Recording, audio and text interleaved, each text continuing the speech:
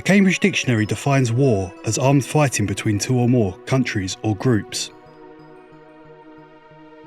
However, the war we're going to be talking about isn't beset between two opposing military powerhouses fighting for political ideology, religion, or the misguided notion of right and wrong, good and evil. This war is one of pop culture, where the weapons are processors, bits, and mascots, with battle lines being drawn in playgrounds and later in cyberspace. Clearly a hyperbolic comparison, but to the kids of the 90s, these wars were real. They were fought in school playgrounds and could make or break friendships. Consoles come and go, graphics change and companies bow out, but the one consistent factor is the fans fighting for their beloved platform. In this series, we're going to explore the story and history behind these culture wars. We're going to look at the facts, the fiction, and everything in between for these battling bastions of gaming. Every good story needs context, and for full context of this story, we have to go back to the decade of disco, briefcase mobile phones, and laissez-faire capitalism. We're going back to the 1980s. To get to the first true console war, we have to first explore the brief history of the medium. The 80s was a decade of overindulgence, massive corporate expansion, and personal wealth. The point in human history where technology had become both advanced and cheap enough that the average person could now own what only 10 years prior would be considered a supercomputer in the comfort of their own home. This was the perfect storm for gaming consoles to finally fulfill decades of potential in the industry. But with prosperity comes competition, setting the platform for all-out war.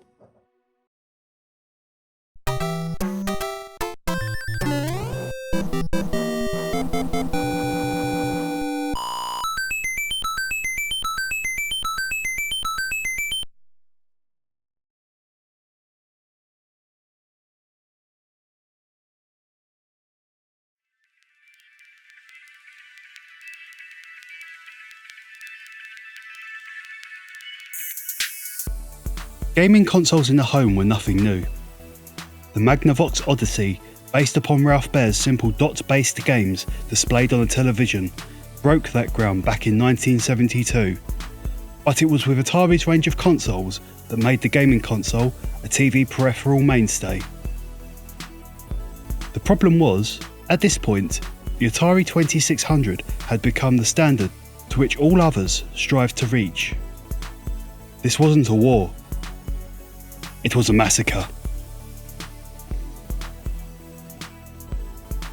Pushing themselves too far, with rushed releases and non-existent quality control, Nolan Bushnell's Atari, now owned by corporate overlords Warner Media, tanked consumer confidence, and along with it, all imitators, and an entire industry, in what is now infamously known as the Great Video Game Crash of 1983. Very much an American affair, with little to no effect in Japan and Europe. We geared far more towards our BBC Micros and ZX Spectrums. And over in Japan, they had their own rising video game market. 3 years later, from the ashes, rose the phoenix from the land of the rising sun. This was the age of Nintendo.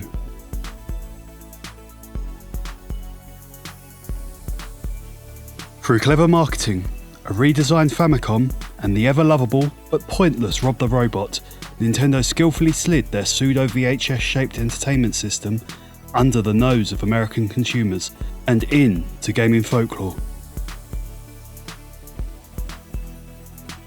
Atari at this point was still grasping for times of prior success. They did this through re-releases of their aging hardware in new shells. The writing was on the wall. The torch had been passed, and at this point, Atari shared parallels with the aging athlete trying to keep up with the younger, stronger, more powerful rival. With Nintendo's success in Japan and inroads being made into North America, the interest of a certain arcade company had been piqued. Introducing Sega! Previously known as Service Games, Sega came from a background in coin-op gambling games for American servicemen. Due to the expense of maintaining these types of machines, they moved over to making mechanical games. The first being Periscope, released circa 1968. With the rise of the arcades in the late 70s, Sega made a move in that direction, and by 1983, they had made their first foray into the home market, releasing the SG-1000 in Japan. A console thrown together with off-the-shelf parts.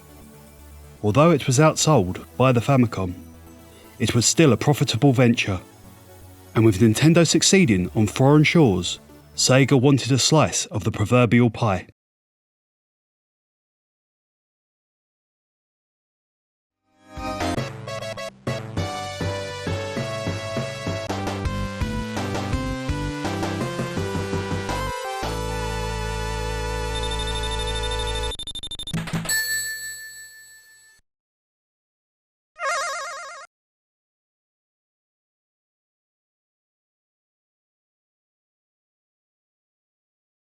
Literally carbon copying Nintendo's model, Sega redesigned the successful SG-1000 Mark III, giving it a new space-age shell, and named it the Mastersystem, because it was the master of systems.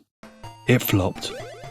Americans didn't become acclimated to the Mastersystem as they had the NES, with Sega's market share even being eclipsed by the floundering Atari.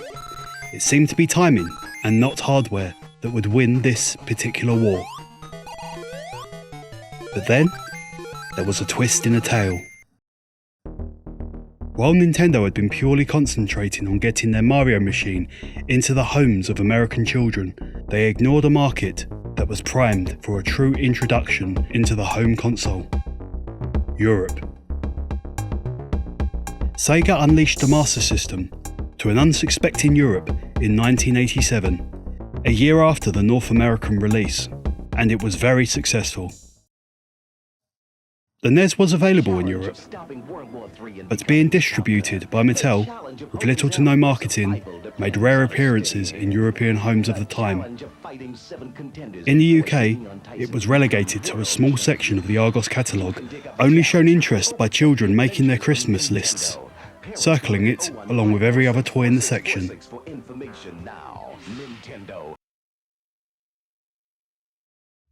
At this point, we were at a standoff. There was no war to speak of. This was a time of peace, with the most profitable markets existing as polar opposites of each other. Conditions were just right for the perfect storm. This period is best described by the Latin word, antebellum, the pre-war, if you will. But Sega's next console was going to cause waves and push Nintendo to the limit. Introducing the first true console war. By the end of 1987, Sega was occupying a very precarious position in the home console market. The Master System had seen some success in Europe, Brazil, and Australia, but had failed in North America, and had fallen to third place in the Japanese market share, with the NEC's new 16-bit PC engine overtaking them. Sega had an ace up their sleeve though: their arcade presence. The plan was to make their next home console based on the Sega System 16 arcade board, making porting popular arcade titles to the home much easier, and delivering the closest thing to the arcade experience in the home at the time. Sega released their new 16-bit offering in Japan on the 29th of October 1988. This was a new age for Sega.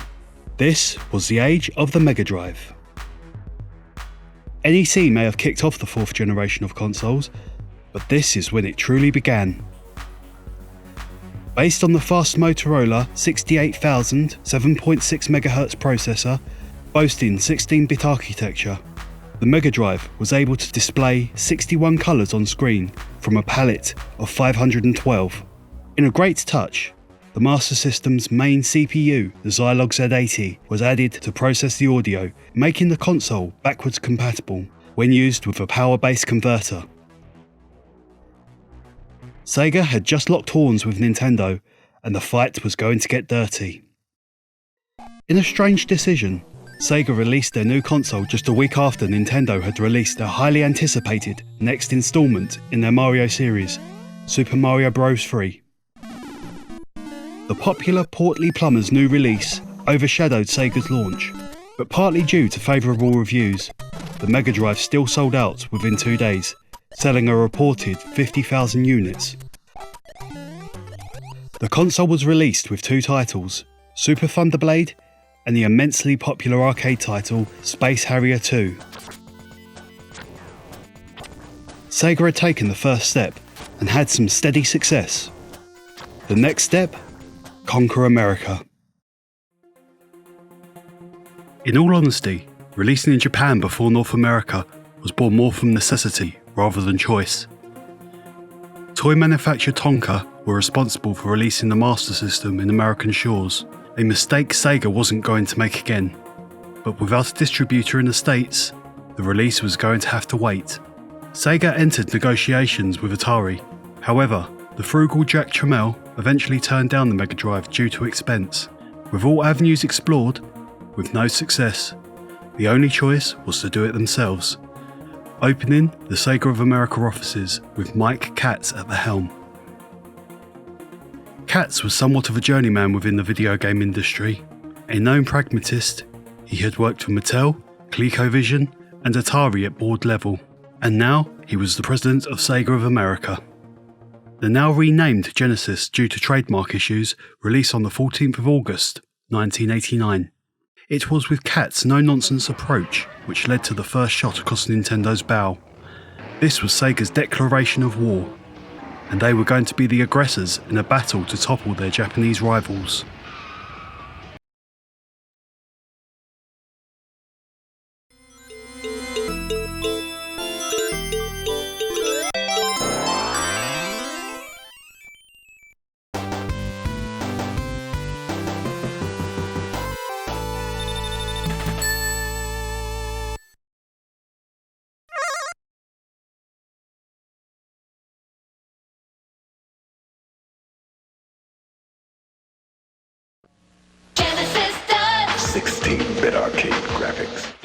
Genesis does what Nintendo don't. Edgy, aggressive, and now infamous. This is the advertising campaign that started it all. And from now on, Sega were taking no prisoners. They were burning the world down around them and selling gangbusters amounts of consoles, bringing Nintendo to their knees begging for penance. The problem is, this wasn't the reality. Sega had become the yappy dog humping Nintendo's leg, and the only thing Sega did that Nintendo didn't was fail to sell consoles. With Sega of Japan president Naoya Nakayama setting the rather ambitious target of selling 1 million American consoles in the first year, Katz's middling performance of 350,000 units was disappointing. And this, on top of Nakayama's disapproval of Katz's aggressive marketing, meant it was time for a change. This was the start of the age of Tom Kalinske. At this point, Sega had already invested heavily in the Genesis project, but Nintendo was still sitting comfortably on top. Even with less powerful, battle-worn hardware, Nintendo had what really mattered: the games.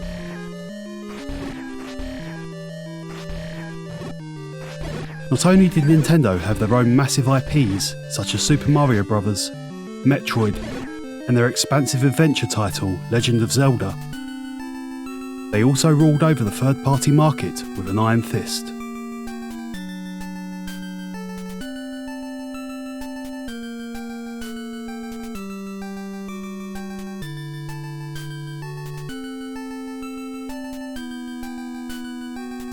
Unlike in the modern day, the blossoming gaming industry of the early 90s, with little to no regulations, was no match for the ambitious and at the time market-leading Japanese company. There was no unauthorized software on the NES due to the CIC lockout chip, and any time a company tried to circumvent the coveted seal of approval, Nintendo would bully resellers not to stock the third-party releases, with threat of losing all Nintendo products. And to be blunt, it was genius. The seal of approval was a massive component in bringing the gaming industry out of its darkest years, by luck rather than design. It had also given Nintendo a stranglehold on the North American market.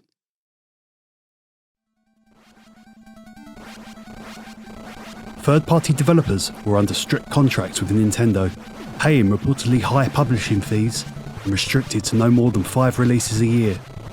But more importantly, the games produced would be limited to the Nintendo consoles.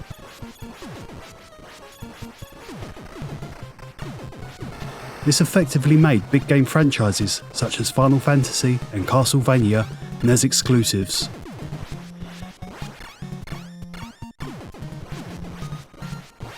This show of anti-competition would continue until the late 90s, when European courts would cut Nintendo down by the knees. But for now, it was a problem that Sega would have to overcome.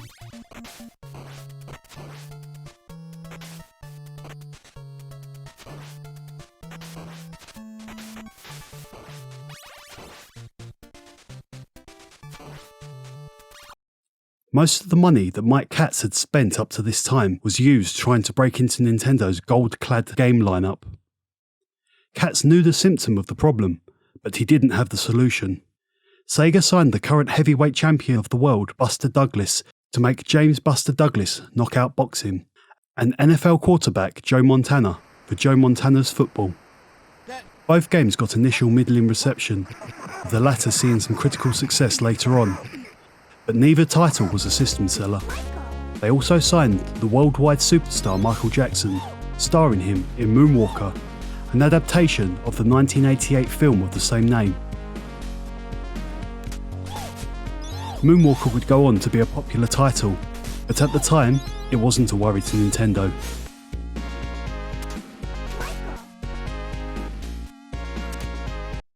Tom Kalinske, on the other hand, had the solution. It would come in the form of knocking Nintendo's Red Plumber off of his lofty perch. It was time for a change. It was time for a mascot off. Up to this point, Sega had been using their default mascot in the form of Alex Kidd, a lovable little rogue who gained some notoriety from his Mastersystem built-in game, Alex Kidd in Miracle World. But he was no match for the mighty Mario, and to get over this hump, Sega would have to dig deep. To be fair, the idea of a new mascot was one that had already been in the works in the Japanese offices, but it was Kalinske that saw the importance of the project.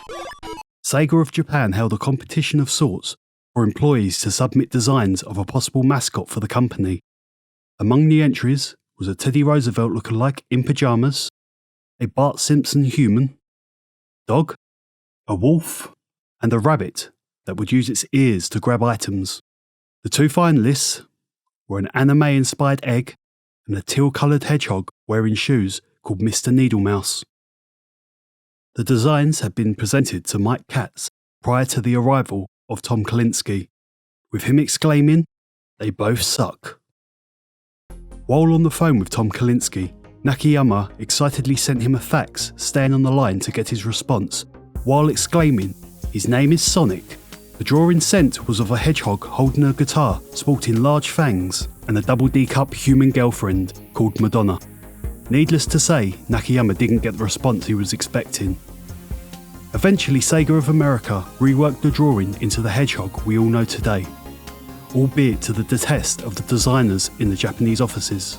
They may have got the mascot they wanted, but in the aftermath, unbeknownst to them, Sega of America had caused a rift between the 2 arms of the company that would later cause the end of Sega's ventures into the console market and almost end the company.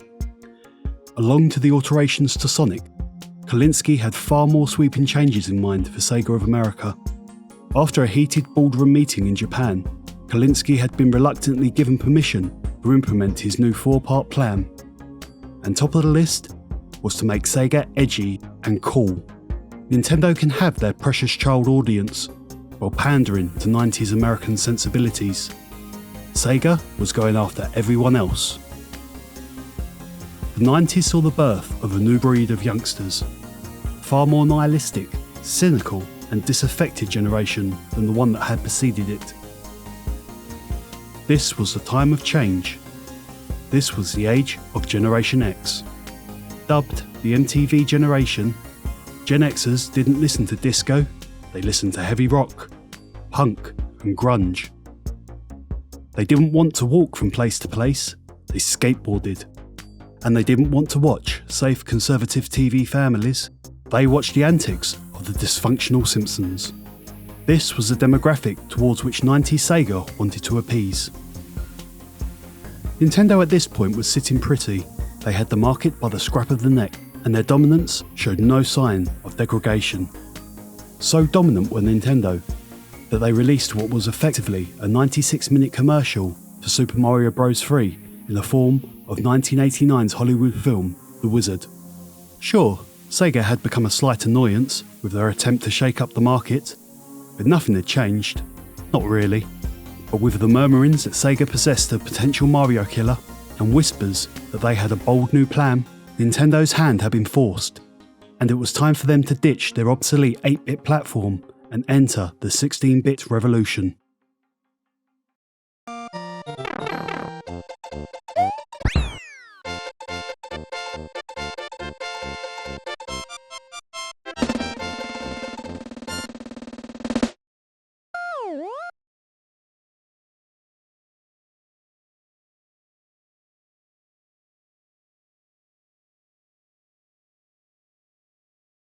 The Super Famicom was released in Japan on November the 21st, 1990, and was an instant success.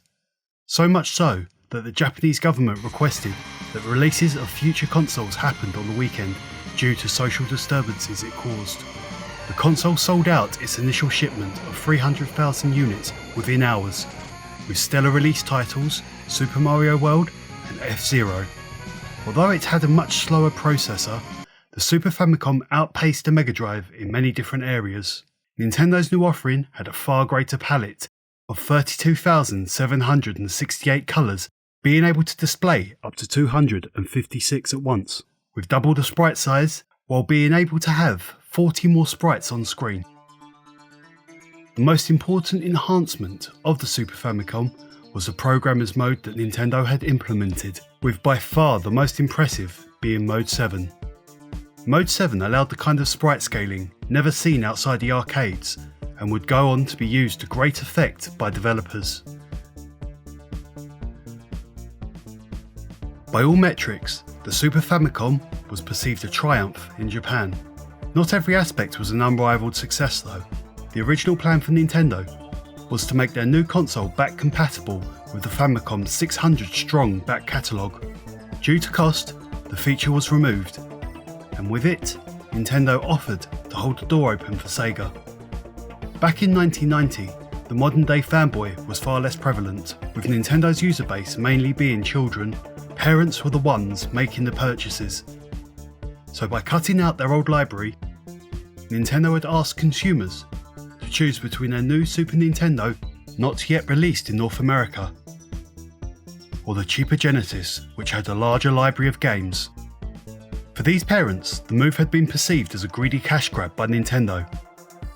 Sega offered a converter for their old games, why couldn't Nintendo? At this point in time, the traditional normality of companies upgrading their aging hardware for the next more powerful platform in a cycle of 5 to 6 years had not yet been established. So to the public, it appeared Nintendo were hiding their new games behind a paywall, making Sega look the more pro-consumer.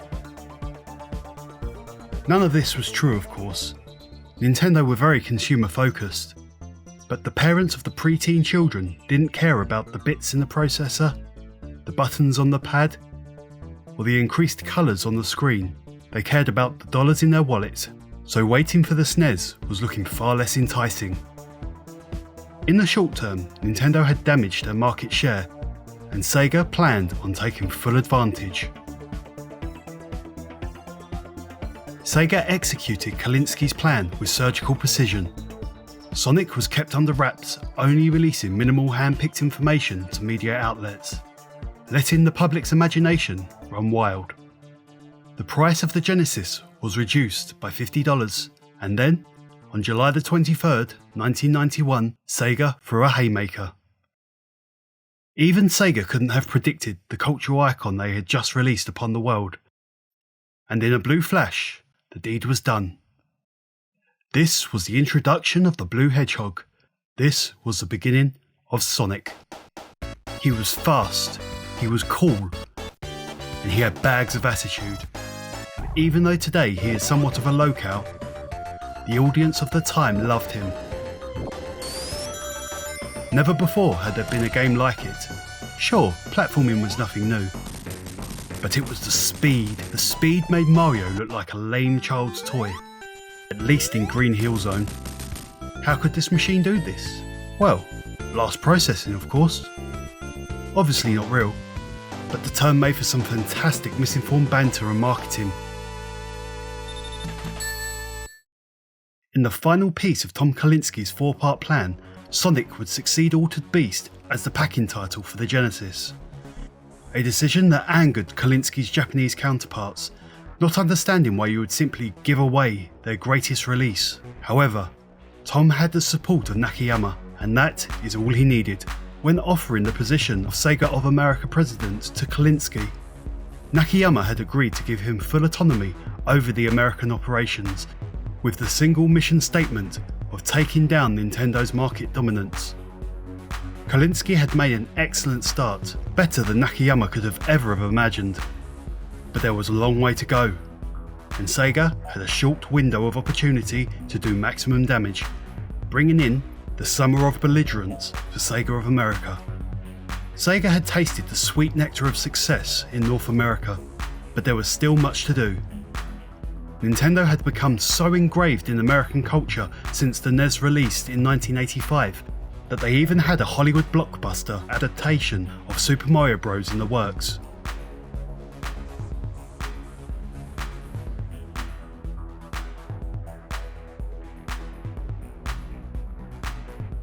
Sega's next step was to take their Genesis on a nationwide tour. They were heavily invested in the notion that all they had to do was get the console in the hands of the people and let them decide. The tour would hit 24 different malls between September to December with a single remit. Get the attendees to try Super Mario World, then Sonic the Hedgehog, ask them what they prefer, and then record the results. By the end of the tour, the reported results were 88.4 against 11.6% in favour of the Blue Hedgehog from a sample size of 26,000 children and teens.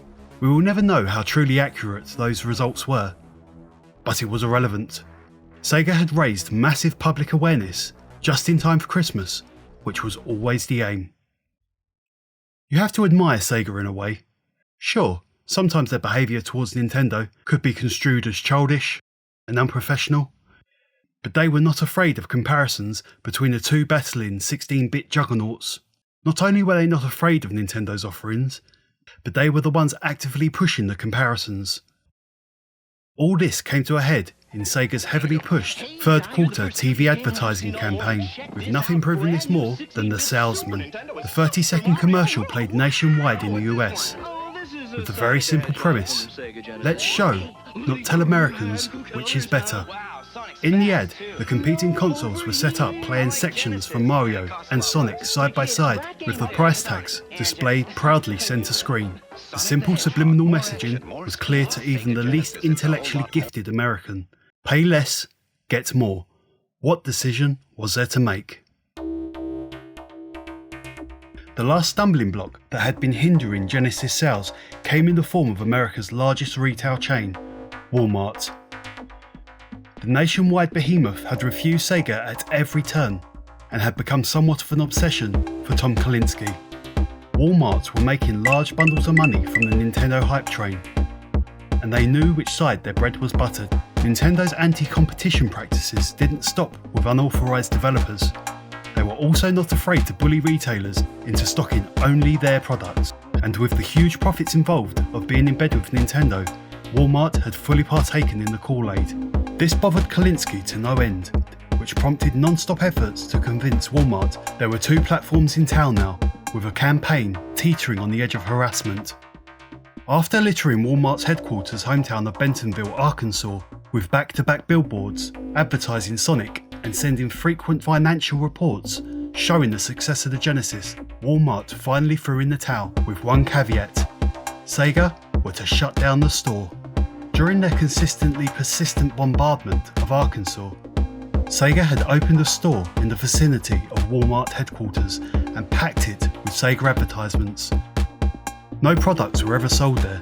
Instead, interested members of the public were directed to the nearest Walmart, and Walmart executives just wanted the madness to stop. This is how Sega managed to gain a significant piece of the market share in North America. Sega were no longer the yappy dog humping Nintendo's leg, they were the bulldog chasing Mario down the street, and Nintendo would have to start taking Sega seriously. Finally realising this, Nintendo started to increase their marketing campaign in preparation for the release of their own 16-bit offering in North America.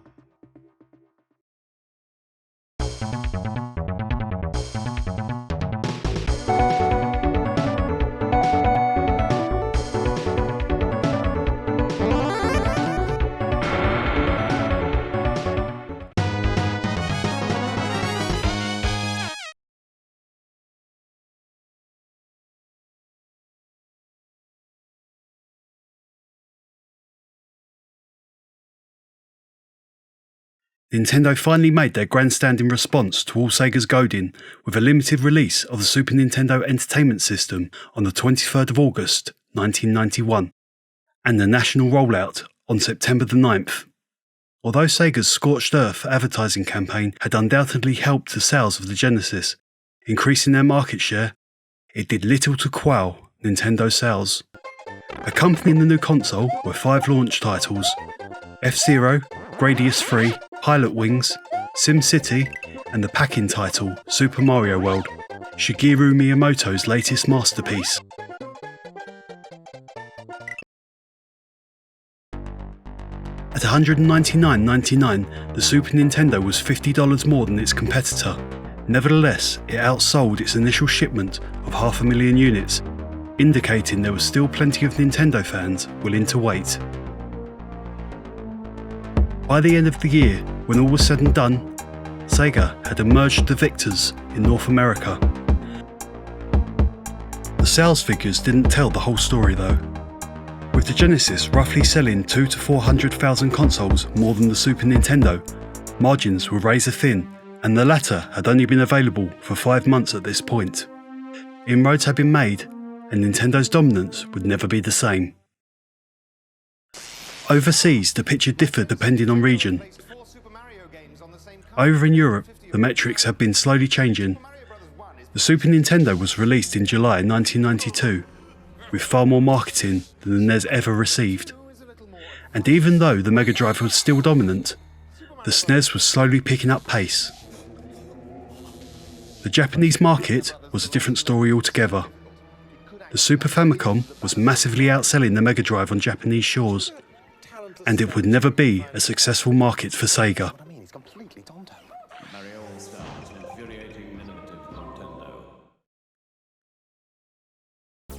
Sega had become a serious problem for Nintendo. It wasn't so much the market share they had eaten up, but the power that having a competitor had given retailers. Nintendo were relentless in regards to how retailers could sell their product. After all, they held all the cards. With a strong alternative now established in the market, Nintendo no longer had the leverage. Target were the first reseller to draw blood, rejecting Nintendo's limited 3-month return window. Then, Toys R Us marked down games, a practice which up to now had been forbidden by the Big N. This shift in the paradigm of power was not limited to retailers. Developers had also discovered a newly inspired sense of empowerment, and new rules of engagement would have to be drawn. Developers such as Capcom, Taito, Konami, Acclaim, and Tecmo felt they could now infringe on their agreements with Nintendo and develop games for the Genesis with zero sanctions. Nintendo were losing their grip on the industry, being forced to share the playground, and they were far from amused. War intensified in 1992. Sega stayed the course with their direct attack strategy, comparing the two consoles, wholeheartedly believing in their own marketing. with Nintendo stepping up their own push for glory with a far more passive-aggressive ad campaign than Sega had produced. Nintendo of America president Minoru Okawa didn't believe in marketing. He had been told that a Japanese toy company would crash and burn in the West by these so-called market experts, leading Okawa to putting his beliefs in future markets, not basing current strategies upon the ghosts of the past. His approach to marketing was entrenched in pioneering technology and genre-defining games, letting Nintendo products speak for themselves. This may have been a far more morally acceptable approach, thoroughly in line with Japanese sensibilities, but made the task of putting Sega back in their place a far greater mountain to climb. Nintendo may have had the moral high ground, but it was Sega at the summit of this metaphorical mountain.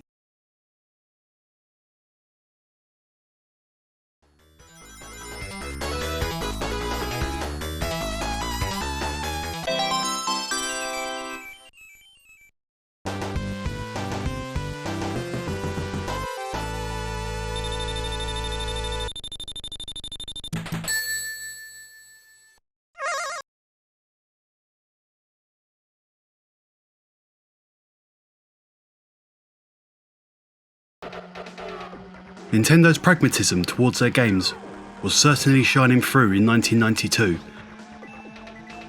By far their most prolific game in all markets was Super Street Fighter II. Capcom's ultra-popular arcade fighter had been eating coins up throughout the world, defining a genre with a home console release being highly anticipated. This was a massive feather in Nintendo's cap, and it was an excellent conversion, showing the abilities of the Super Nintendo. Capcom had agreed a timed exclusive with Nintendo, giving them loan access to one of the most played games around. The Genesis wouldn't see a port until the following year, and even then it was considered the inferior experience. Capcom didn't have the fighting genre all to themselves though. There was another fighter in town, Mortal Kombat. Midway's fighter was a far more brutal affair than Capcom's offering. Whereas Street Fighter was cartoony and over the top, Mortal Kombat was ultra-violent and realistic, using digitalised sprites rather than large hand-drawn characters. The most violent addition was the introduction of fatality kills, depicting over-the-top graphic kill moves. Kids loved it, parents hated it. With Nintendo pandering to their younger audience, they heavily censored the game, giving Sega the perfect opportunity to show the Genesis was a platform for the cool, big kids. Although also censored to a degree, the Genesis version had the worst kept secret code in gaming history, ABACABB. It was the code to restore the gore, and every kid of the 90s knew it.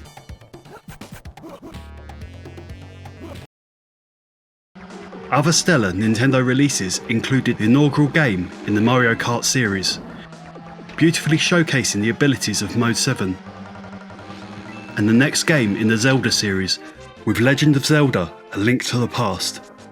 Link's first 16-bit outing, reverting to the over-the-head perspective, the game takes the player on a great adventure, fully utilising the Super Nintendo's abilities. 1992 was a great year for releases. One stood head and shoulders above the rest though. It all culminated on the 24th of November, better known as Sonic Tuesday. Sonic Tuesday was a massive marketing campaign trying to orchestrate a worldwide release on a single day, something that at this point had never been attempted. The campaign was a massive success, and with his new two-tailed sidekick, Miles per Hour, better known as Tails, Sonic sped to the top of the charts, reinforcing Sega's cool, edgy persona, making it clear that Sonic was here to stay. The worldwide release wasn't an unbridled success though. Sega of Japan, in a move of defiance, broke the release date and shipped the games 2 days early. Never before had the rift between the American and the Japanese offices been so apparent. When the creator of Sonic the Hedgehog, Yuji Naka, quit Sega of Japan due to creative differences, Sega of America quickly swooped in and acquired his services to make the second instalment of Sonic. They gave Naka carte blanche in the creation of the new game. They moved him to the Sega Technical Institute in California and gave him all the staff he required. This move had irritated the Japanese offices to no end, fracturing the company even further. By this point, cartridge media had clearly become obsolete. It was expensive, it was bulky, and with more expansive games being developed, the limited storage space was becoming a genuine headache for developers. CDs were fast developing into a viable storage medium, clearly being the next step for the video game industry. Nintendo were in talks with Sony, but with that deal falling through spectacularly, Nintendo scrapped their plans for a new CD add-on. Sega, on the other hand, saw the value in the new technology, with Sega of Japan developing a CD peripheral. The Mega CD, renamed the Sega CD in North America, was released on the 15th of October 1992, and would go on to have a 5-year lifespan, but would ultimately be a flop. With a high price and a lack of games, the add-on faded into obscurity, making very little impact in the industry.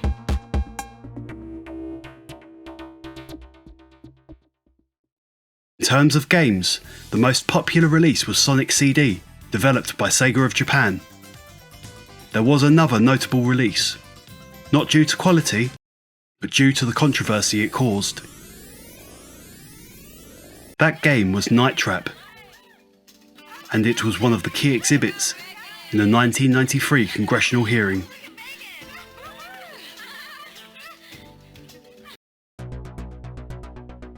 These hearings were held in 3 sessions by US Senator Joe Lieberman, exploring the perceived violence in video games. It was a farce, pursued by out-of-touch senators and parents unwilling to take responsibility for their children. Age rating for video games is a good thing in theory. However, Mr. Lieberman, in a display of either naive ignorance or deceptive misinformation, completely misrepresented the industry. On the agenda were games such as Mortal Kombat, Doom, and the star of the show, Night Trap. Although tame by today's standards, it caused quite a stir back in the day.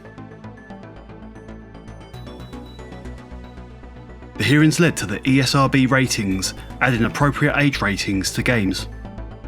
In Europe, however, the American Senate had no power over game age ratings. It wouldn't be until 2012, when the EU adopted PEGI, that European countries would have a unified age rating system. While over in the UK, the BBFC had been age restricting games since 1986, starting with Dracula for the Commodore 64. The Genesis finally received its introductory Street Fighter II title on the 27th of September 1993. But due to the Genesis' inadequate 3-button controller, it was far from the best home port. There was a 6-button revision released, but most users had the original version, and using the start button to toggle between punches and kicks became somewhat tiresome, ruining the flow of the game. Regardless, by this point the Super Nintendo already had its second Street Fighter release with Hyper Fighting, making Nintendo's console the go-to for Street Fighter fans.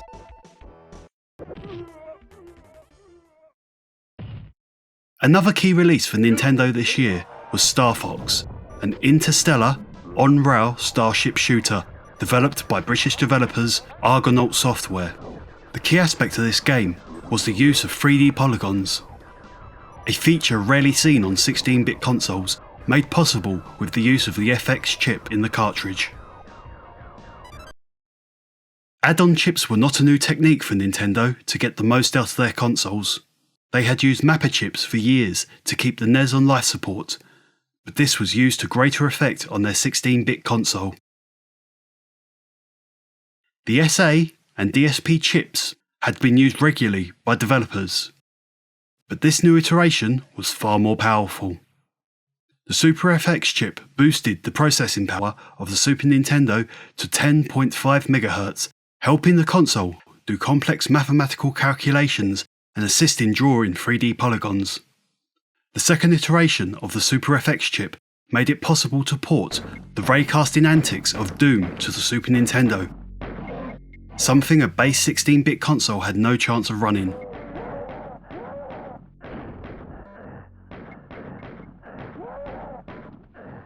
This was a practice that Sega never really explored. The Sega Virtual Processor was a chip based on the digital signal processor used in their arcade games at the time, and like the Super FX chip, made 3D polygons possible on the Genesis.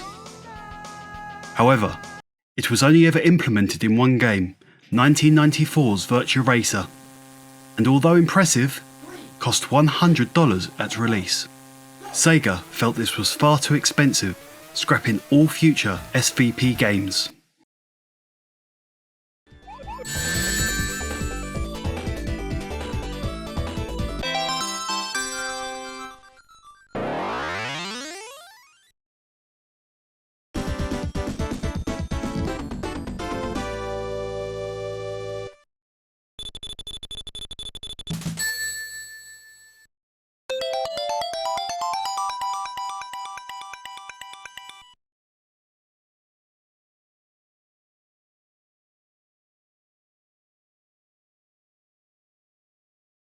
Sonic the Hedgehog by this point had reached mass hysteria. He had 11 titles behind him across all platforms, a children's cartoon, a magazine, and even a misadventure as the first video game character of the Macy Day Parade. It was even stated, according to Sega, quoting Q-Score, that Sonic was more recognisable to children between the ages of 6 to 11 than Mickey Mouse. This was never really confirmed, but at the time, it certainly felt possible. Yuji Naka extended upon his legacy with 1994's classic Sonic the Hedgehog 3, widely considered the best Sonic game to date. Building upon the improvements of prior games, the Blue Hedgehog's third outing showed Sonic Team had mastered the 16-bit technology it ran on.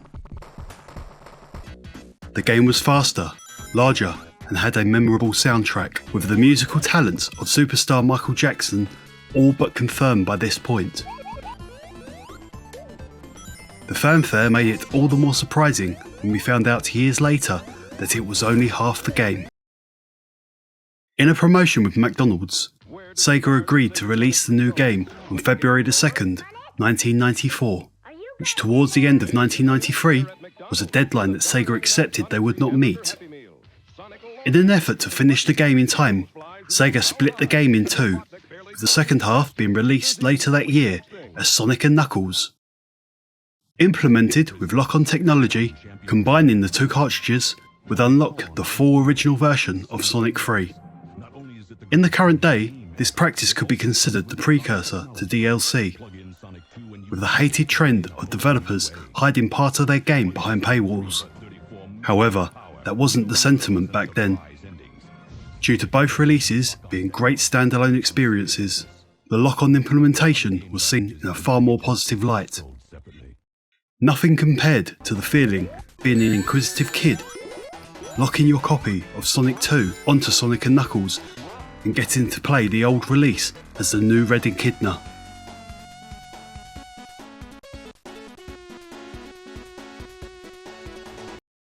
It was around this time that Nintendo began turning the tide on Sega.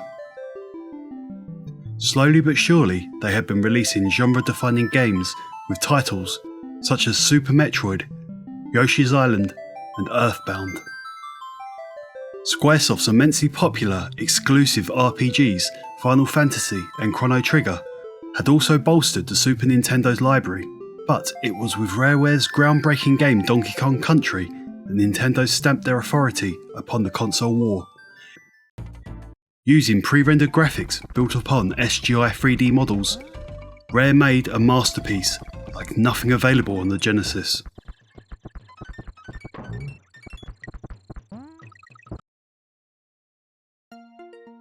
"1994 finished with Sega once again beating Nintendo in the console charts, making it the 4th year in a row Genesis had bested the Super Nintendo. This time though, the margins were not so ambiguous. Sega had outsold the Nintendo by a reported 1 to 2 million consoles over the past 2 years in North America, and roughly 900,000 consoles worldwide. The objective had been achieved. Sega had overtaken Nintendo and defended their crown for consecutive terms. However, for all their efforts, this would be the pinnacle of dominance for Sega. Never again would they reach these lofty heights, and with occasional popularity spikes notwithstanding, it would be a downhill battle from here on out. 1995 to the mid-2000s would go on to be a convoluted era for Sega.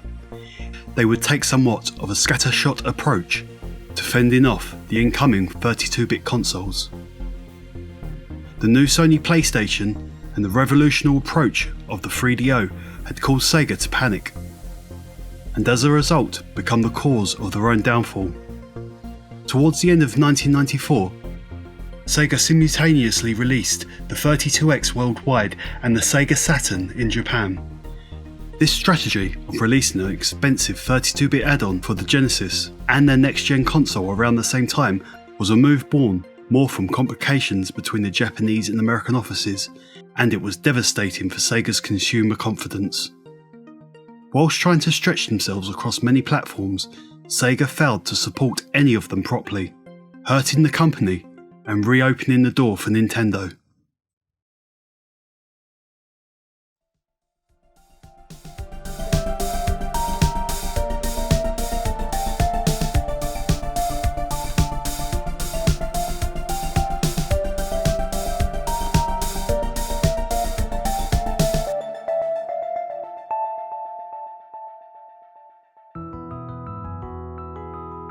Over the following years, the Super Nintendo would go on to outsell the Genesis worldwide. Sega had won many battles, but it was ultimately Nintendo that would win the inaugural console war. Final figures are difficult to nail down, especially as, to this day, Tectoy still sell iterations of the Megadrive in Brazil, but rough estimates put Super Nintendo on top with 45 to 49 million compared to the Megadrive's 30 to 40 million worldwide sales. Like the world-weary tortoise slowly outpacing the overexcited, speedy but burnt-out Hedgehog, Nintendo would win a well-run race and gradually chip away at the veneer of Sega's newly built empire. Sega had made massive strides as a console manufacturer, and like how Nintendo had pulled video games from the jaws of defeat in the 80s, Sega had made their own equally as important stamp on the industry in the 90s, showing they could make Nintendo bleed and trailblazing a path on which Sony and Microsoft would later walk. Gone but not forgotten, Sega's console developing endeavour would not go out with a bang, but with a whimper. In their wake, they left us with a true masterpiece in gaming hardware. To the kids of the 90s, Nintendo and Sega had truly left a mark on their lives, forever engraving the eternal question: are you a Nintendo kid or a Sega fanboy?